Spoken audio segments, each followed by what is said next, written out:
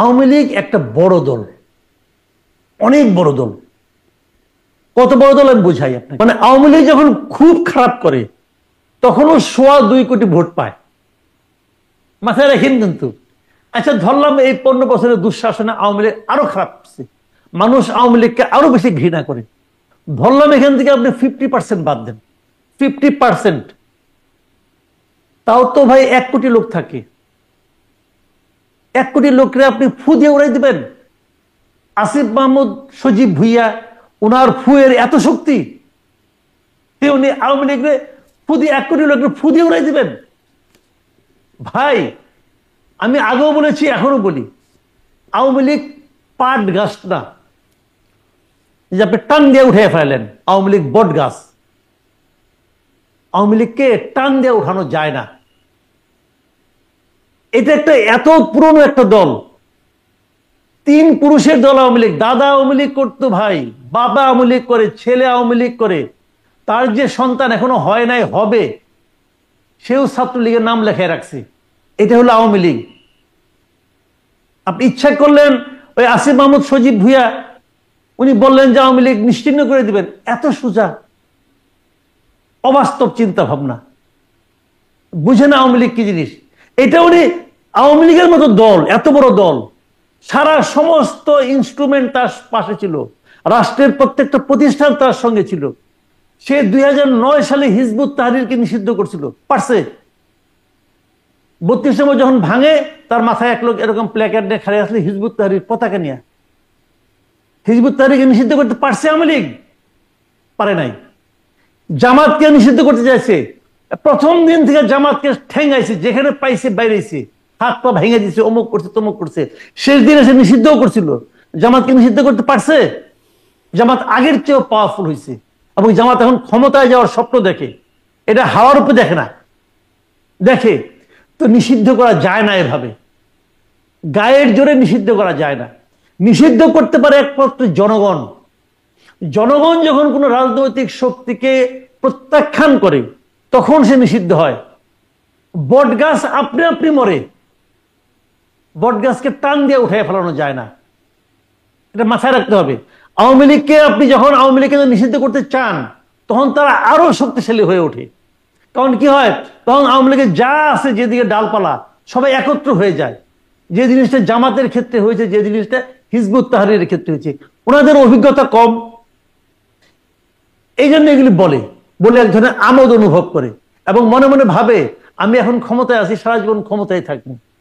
আগেই বলেছি কিন্তু, বাংলাদেশ 6 ঋতুর দেশ ভাই। 6 ঋতুর যে বর্ষাকালে কেউ টের পায় না যে শীতকালে কেমন ঠান্ডা ছিল, টের পাওয়া যায় না। ওনাদের অবস্থা হচ্ছে এরকম। এত সহজ নয় দেশটাকে কি করা। জাতিসংঘের যে তদন্ত প্রতিবেদন গেল, সেখানে যে রিপোর্টটা আসলো, একদম আওয়ামী লীগের এবং শেখ হাসিনাকে সরাসরি নির্দেশদাতা হিসেবে অভিযুক্ত করা হলো, মানে চিহ্নিত করা হলো সেই প্রতিবেদনে। তারপর মানে এই প্রতিবেদনের একটা প্রভাব আপনার কাছে কি মনে হয় শেখ হাসিনার রাজনীতি এবং আওয়ামী লীগের রাজনীতির উপরে? শেখ হাসিনার রাজনীতি আমি স্পষ্ট করে, আমি যেটা বুঝি সেটা বলি। এই প্রতিবেদন পড়ে আমার বুঝতে হবে না, আমি আমার নিজের জীবন দিয়েই বুঝি। শেখ হাসিনা রাজনীতি বাংলাদেশের শেষ। বাংলাদেশে শেখ হাসিনা রাজনীতি করার আর কোনো চান্স আমি দেখি না।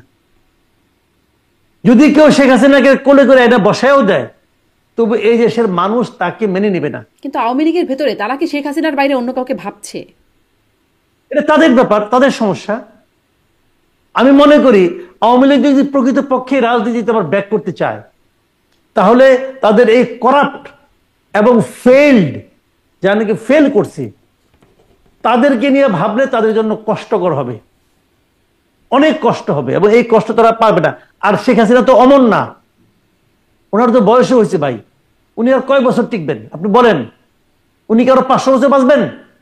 বাঁচবেন না তো। কাজেই আর ধরেন 5 বছর 10 বছর, এই সময়ের মধ্যে আওয়ামী লীগ ঘুরে দাঁড়াবে, উনাকে নিয়ে আসা হবে না।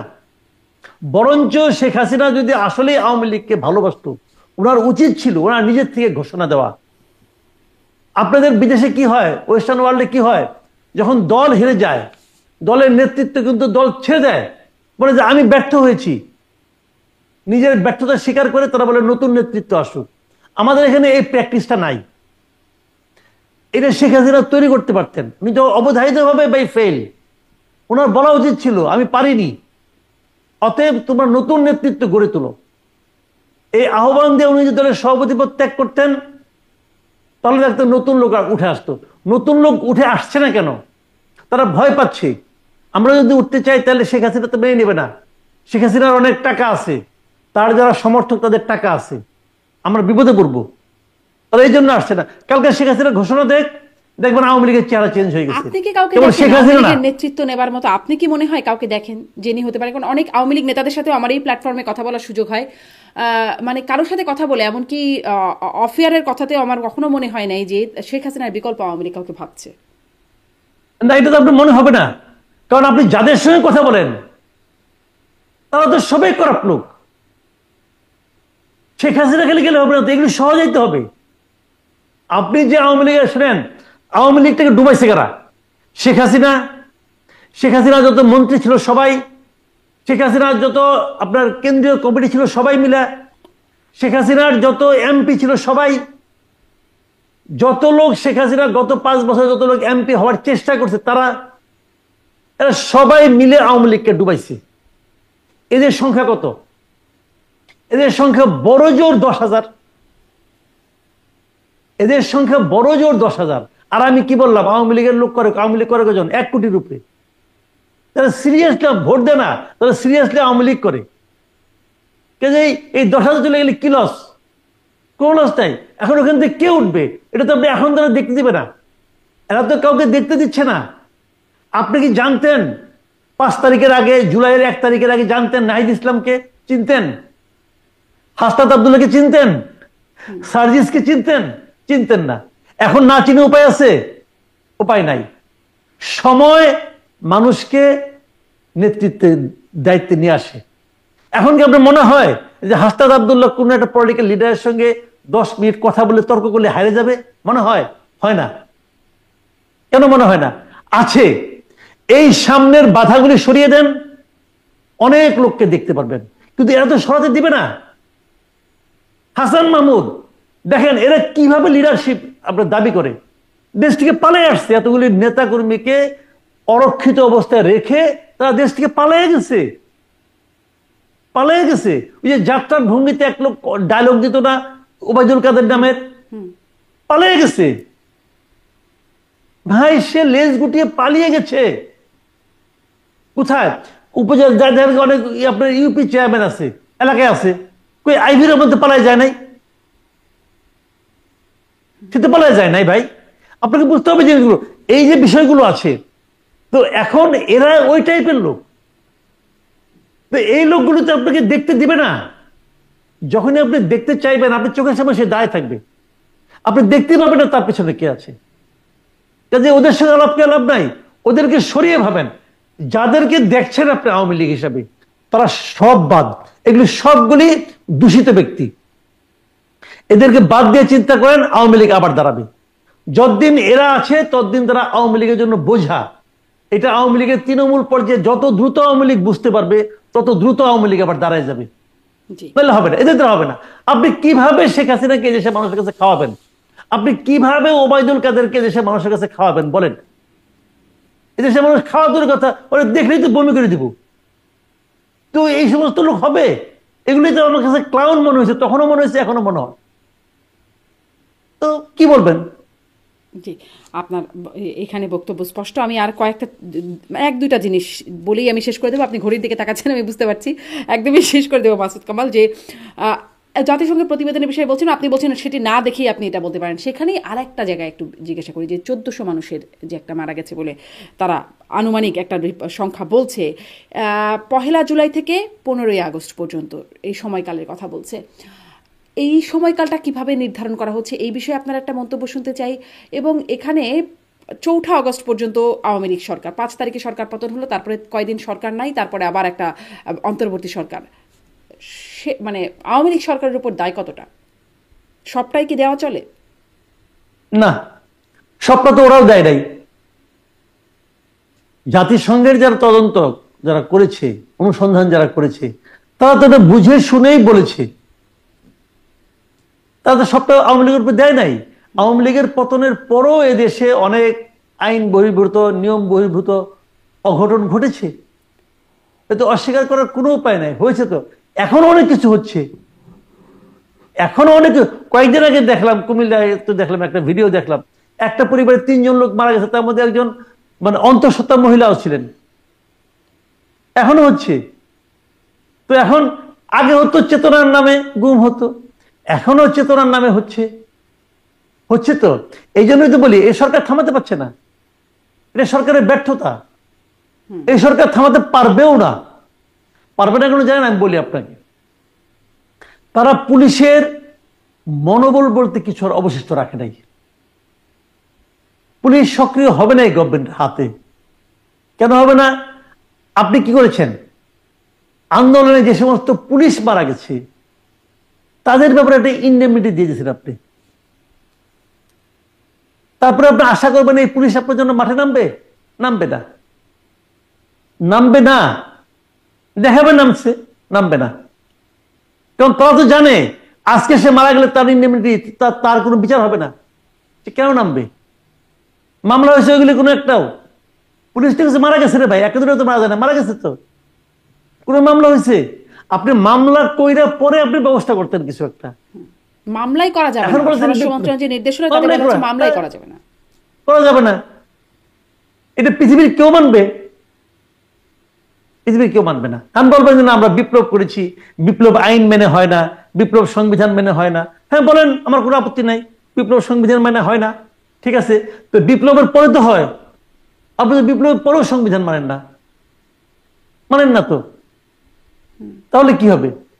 আপনি করেন নাই অনেক কাজ, আকাম কুকাম করেন নাই। আপনি পুলিশের বিরুদ্ধে মামলা করেছেন, পুলিশকে যে অর্ডার করছে গুলি করার জন্য তাকে ধরছেন আপনি। এই ওবায়দুল কাদের দেশ ত্যাগ করে গেছে কবে বলেন? 1 মাস 1.5 মাসে ছিল এই দেশে। কার বাসায় ছিল আমি জানতে চাই। আপনি জানতে পারছেন এ পর্যন্ত? কেন জানতে পারলাম না? আমি এই দেশের নাগরিক হিসেবে জানতে পারছি সে কার বাসায় ছিল? আমি জানি না। সেনানিবাসে অনেক লোক ছিল, 60 জন 70 জন ছিল, নাকি 600 ছিল, জানি না। কারণ নাম জানতে পারছেন কে কে ছিল? পারেন নাই। তাদেরকে কে বিদেশে পাঠালো আপনি জানতে পারছেন? পারেন নাই। এগুলো কোন সরকারের আমলে হয়েছে? ইউনূস সরকারের আমলে হয়েছে। দায়িত্ব ইউনূস সরকারের উপর আসবে না? আসবে তো। এই দায়িত্ব তাকে নিতে হবে। টুডে অর টুমোরো তাদেরকে এই দায়িত্ব নিতে হবে। কোনো কিছুই হারিয়ে যায় না। তো তখন তার কি জবাব দিবে? কিছু জবাব দিতে পারবে না। তো এইগুলো হলো রিয়েলিটি। তো আপনার সামনে ইলেকশন আসছে, সরকারের গ্রিপ নাই বলে সরকার এটা পারলো না, মানে সেনাবাহিনী যাদেরকে দিল তাদেরকে ধরলো। আমার এই অনুষ্ঠানে সাবেক স্বরাষ্ট্র উপদেষ্টা ব্রিগেডিয়ার সাখাওয়াত হোসেন তিনি বলেছিলেন যে 2 জন সাবেক আইনমন্ত্রী এবং সালমান এফ রহমান, আনিসুল হক আর সালমান এফ রহমান, 2 জনকে হস্তান্তর করেছেন, 2 জনকে গ্রেপ্তার দেখিয়ে একটা প্ল্যাটফর্ম একটা সাজিয়ে সেটার উপরে গ্রেপ্তার দেখিয়ে তাদেরকে আটক করা হয়েছে এবং তারা কারাগারে আছেন। আর যারা চলে গেলেন তাদেরকে, তারা কারা সেটা আপনিও বলছিলেন, আসলেই তাই, আমরা জানি না কারা। এটা কি আসলে সরকারের গ্রিপ নাই বলে এরকম হচ্ছে, নাকি সরকারের যোগ সাজসে এই বিষয়গুলো হয়ে যাচ্ছে? মানে এটা আমি বলতে পারবো না। সরকারের মধ্যে ছিলেন আমাদের এখনো আছেন সাখাওয়াত সাহেব, উনি বলতে পারেন নাই। আমি তো দূরবর্তী এলাকার একজন, দূরবর্তী দ্বীপের একজন মানুষ, আমি কি করে বলবো কেন হয়েছে? এটা বলে আবার কোন বিপদে পড়বো, ওই ঝামেলা আমি যাবো না। আমি খালি এটুকু বলবো, কিছু একটা ঘটেছে যা দেশের মানুষ জানে না। এখন দেশের মানুষ না জানাটাও আমি মনে করি আমাদের জন্য একটা, আমাদেরকে প্রতারণা করা হয়েছে, আমাদেরকে ঠকানো হয়েছে। আমি এই কথাটা বলবো খালি এইটুকু। আমার জানার অধিকার আছে, আমি জানতে চাইতে পারি, আমাকে জানানো হয়নি। কেন জানানো হয়নি এই প্রশ্নটা আমি করবো। এবং আলটিমেটলি আমি কিন্তু দায় দেব ডক্টর ইউনূসকে, কারণ আমি তো ক্ষমতায় বসেছি ডক্টর ইউনূসকে। কারণ ডক্টর ইউনূসের কেন অমুকের উপর, এর উপর, বি এর উপর, সি এর উপর তার কন্ট্রোল নাই, এটা তো তার ব্যাপার, এটা তো আমার ব্যাপার না। উনি তো বলেন নাই আমার কারোর কন্ট্রোল। উনি কি বলেছেন এর মধ্যে একবার বলছেন যে আমার কথা এ শুনে না, আমার কথা বি শুনে না? কখন বলছেন উনি? বলে নাই তো। না বলা মানে কি? ওনার সবার উপরে কন্ট্রোল আছে। তাহলে আমি উনাকেই দায়ী করবো যে উনি জানেন কিন্তু জানাচ্ছেন না। আমি তো অন্য কারোকে দায়ী করবো না, আমি আলাদা আলাদা ভাবে বলবো কেন? এবং আপনি আমাকে এই কথাটা বলেন রে ভাই, এই যে ওবায়দুল কাদের 1 মাসের বেশি সময় কার কাছে ছিল? আমাদের এই কথাগুলি জবাব দেন। সবাই বলতেছে ছিল, সিলেটের এক জায়গায় ছিল। তার মানে জায়গাটা কিন্তু আরো ন্যারো হয়ে আসলো। সিলেটের তার নামটা বলেন না কেন? তার মানে সে পাওয়ারফুল কেউ, অথবা সেই গভর্নমেন্টের ক্লোজ কেউ, অথবা এই গভর্নমেন্টেরই কেউ, কে জানে, কোনো উপদেষ্টা পারি কিনা কে জানে, বলতে পারবো না। তাহলে তার নাম কেউ বলে না কেন? তো এইগুলি করবেন আর বলবেন আমরা ট্রান্সপারেন্ট গভর্নমেন্ট, আর বলবেন আমাদের উপর আস্থা রাখেন। কে রাখবে আপনার উপর আস্থা?